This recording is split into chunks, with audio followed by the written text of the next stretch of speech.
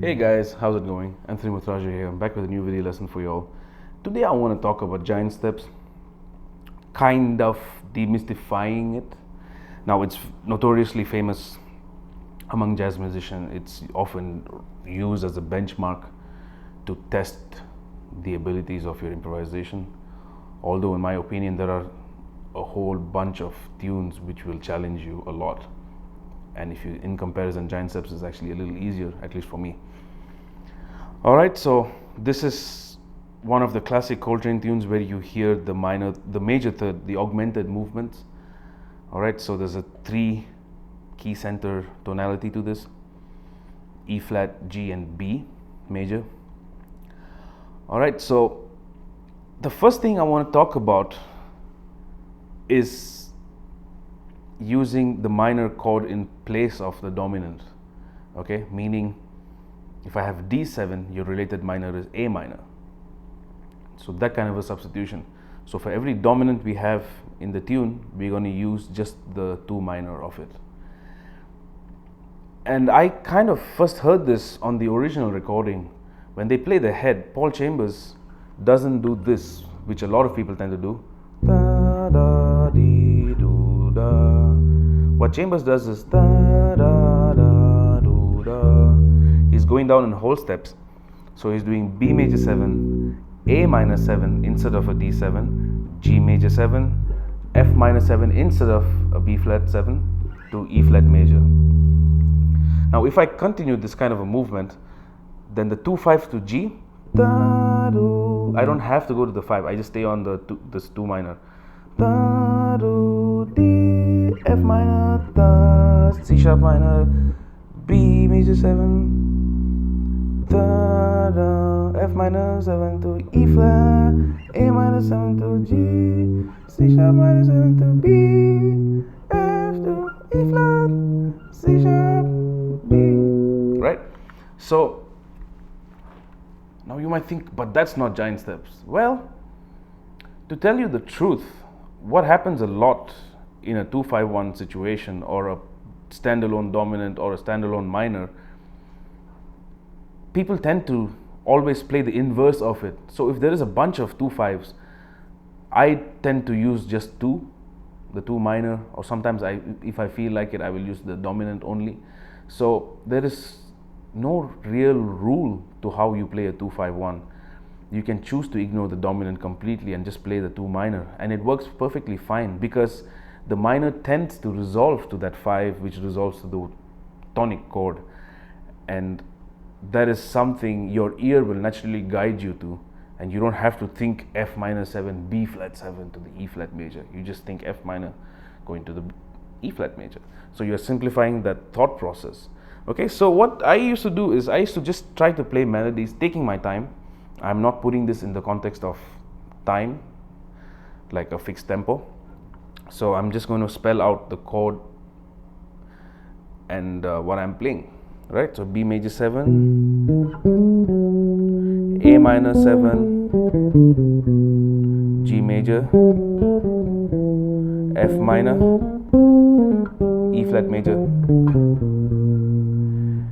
A minor 7, G, F minor, E flat major, C sharp minor, B major 7,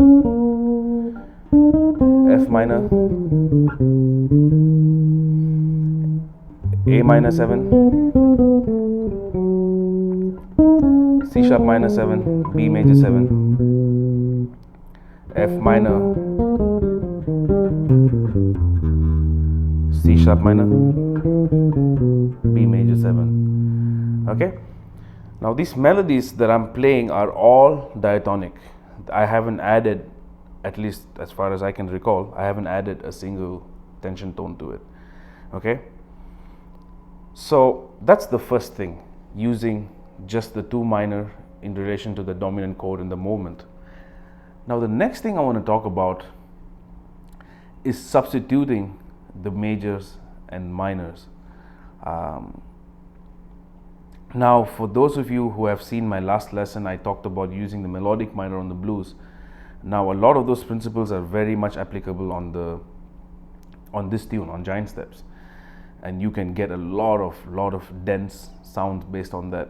Okay, so let's say I was to take B major 7. Okay, so if I take the relative minor of B major 7, that would be A flat. So I can use A flat minor 7 instead of the B major 7. Now if I choose to use the A flat minor 7 or G sharp minor 7, to go to the A minor 7 is just a half step away, and down to G major 7,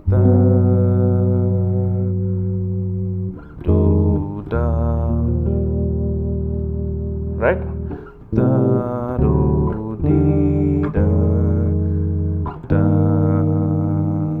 do, da, da, da, di.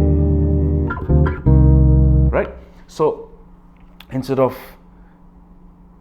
using the tonic majors, I use the relative minors of the tonic. So I'll have G sharp minor, E minor, and C minor. So now you might wonder, but why? Because it works. It's a harmonic option, it's a melodic option, and it helps you, especially when you have to start playing this song at speed. You need more options, right? You need more options beyond what is actually stated if you want to tell a story through your solo. So if I was to do it like 1, 2, 1, 2, 3, 4.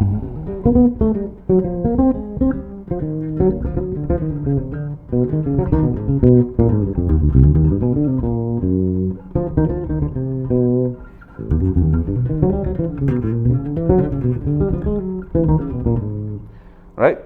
So over there I'm using a whole bunch of these kind of substitutions. Now if you go further into using the relative minor, so from G sharp minor on B major 7 to A minor 7 on the D7, G major 7, and then F minor 7, or let's just stay on that G major 7.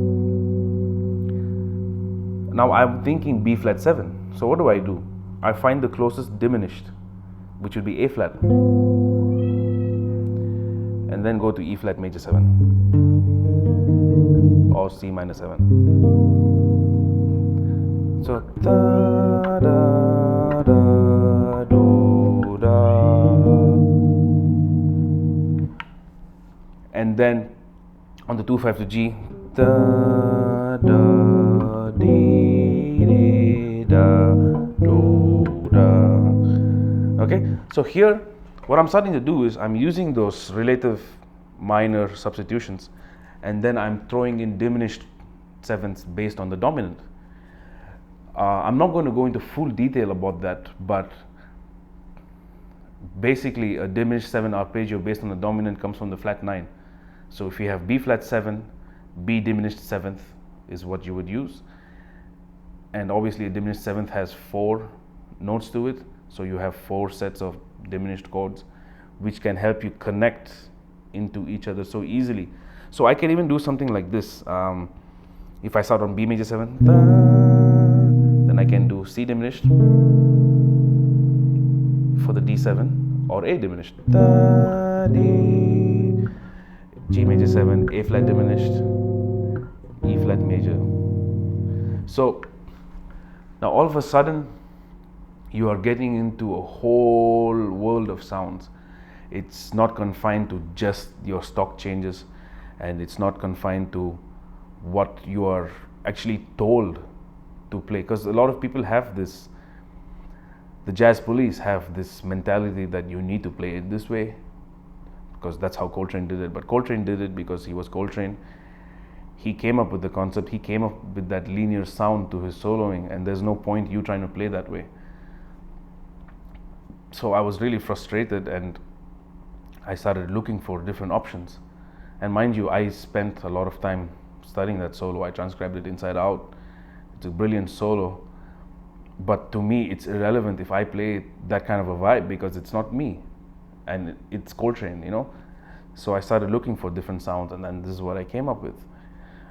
Alright, so now I'd like to play for you a couple of choruses, and I want you to pay attention to how I'm going to move about the changes. I'm going to do it like without a backing track, but just pay attention to the tonality of the melodies that I'm using. Alright, 1, 2, 1, 2, 3, 4.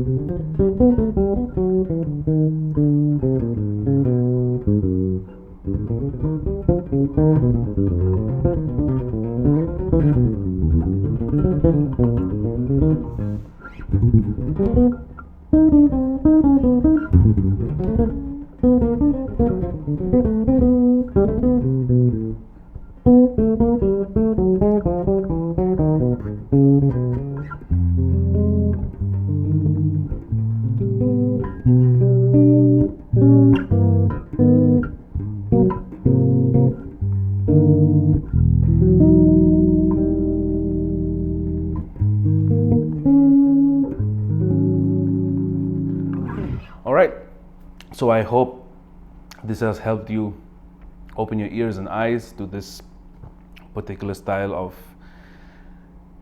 playing, and I sincerely hope you get something out of this. If you have any questions or suggestions, do get in touch with me. Drop a comment below or drop me an email, as you please. Alright, and another thing I'd like to add is I just got started working on my ebook, Melodic Minor Systems for Improvisation and Composition. I'm really looking forward to having that out there, so do keep your eyes and ears open for that. Alright then, so until the next one, I'll see you guys in the shed. Peace.